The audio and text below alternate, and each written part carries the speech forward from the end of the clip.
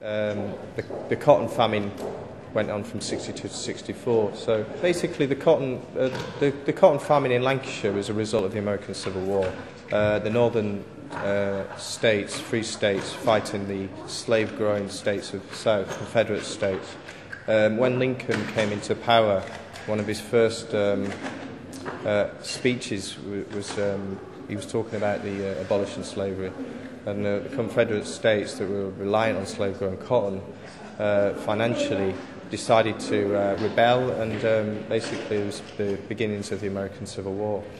The southern states didn't have a navy at the time.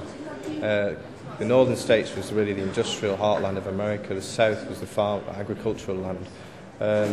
So the northern states blockaded the southern ports to try and stop the cotton being exported, to try and bankrupt the south and end the war as quickly as possible. Unfortunately, that had a knock-on effect, meaning that the cotton wasn't getting to the Lancashire mill towns, the raw cotton that they needed, obviously, to keep the cotton industry running. And subsequently, a lot of the mills closed down, and a lot of the workers were out of work. This led to great hardship in Lancashire. Thousands and thousands of people suddenly left with no money to survive whatsoever.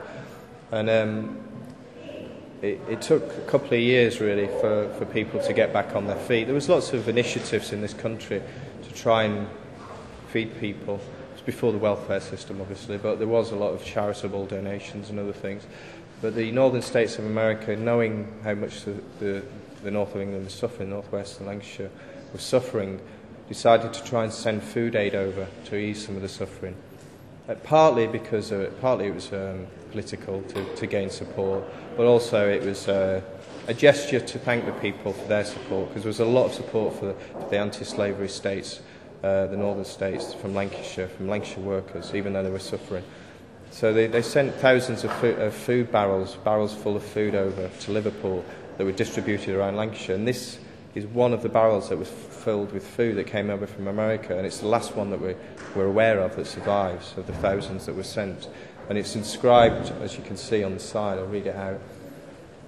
I am one of the thousands that were filled with flour and sent by the free states of America in the ship George Griswold to the starving people of Lancashire, whose miseries were caused by the aggressive and civil war of the slave owners in 1862, 63 and 64.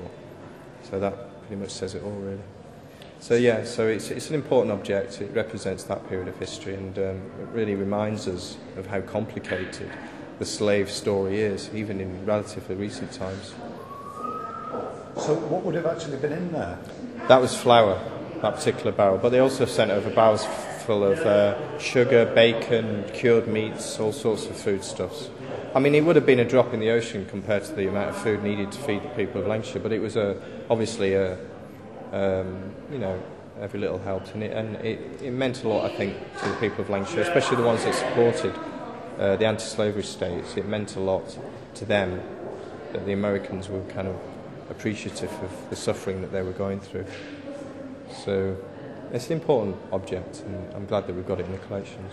So they wouldn't have obviously done this on every barrel that was sent over? No, this was actually, this barrel came to Rochdale, was exhibited in one of the mills owned by John Bry, who was a local MP and mill owner, as a reminder to the workers of the courage that they showed in defying the cotton famine in their continuing support for the anti-slavery movement and the support for the northern states of America. And Rochdale was unique amongst a lot of the Lancashire towns because it did wholeheartedly support the north and had a very strong anti-slavery movement in Rochdale. All the politicians were liberal politicians. There was a big nonconformist religious movement in Rochdale, and the papers were all liberal papers.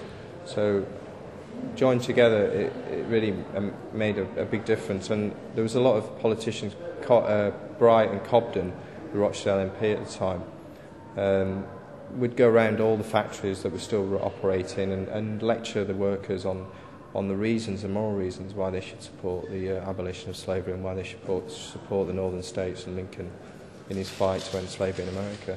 And it worked because they did, and I think it showed great bravery. I mean, it's interesting that you talk about that kind of top-down, but when we think of Rochdale, we think of the co-op movement in the 1840s. Yeah. How did it manifest itself from the bottom up? Oh, absolutely. The co-op was very important as well as part of this movement, anti-slavery movement, support for the northern states. They were staunchly anti-slavery, the co-op, and the whole ethos of cooperation is obviously against slavery and the abuse of people's rights. So, yeah, they played a big role. They set up soup kitchens. They donated lots of money. The co-op movements around the co-op stores donated money to feed people. They set up reading classes. They set up sewing classes to keep people occupied, to try and retrain people. They didn't know how long, obviously, the war was going to go on in America and how long the famine was going to continue. So in the meantime, they wanted to try and re-educate people and give people food as much as possible. And that's, you know, the co-op played a big role in that. It's well documented what they did. So I think it was a combination of all these things really that helped to kind of, you know, to keep the support for the northern states alive in Rochdale and to really. And a lot of people thought the co-op was going to die during the Civil War because everyone thought they were going to draw the money out of the co-op and obviously bankrupt it, but it didn't happen. In fact, the co-op grew during the Civil War and got stronger and stronger. So, yeah, it just shows that at the time people had very high moral values. Even though they were suffering greatly themselves, they were still thinking of the suffering of others, and they were prepared to suffer in order for other people to be released from slavery. And so, you know, plenty of people could argue that they were slaves themselves, and that was probably true to a certain degree, but that didn't stop them supporting the North. And you know, well, it probably gave them a real empathy. Oh, absolutely, yeah, definitely, yeah.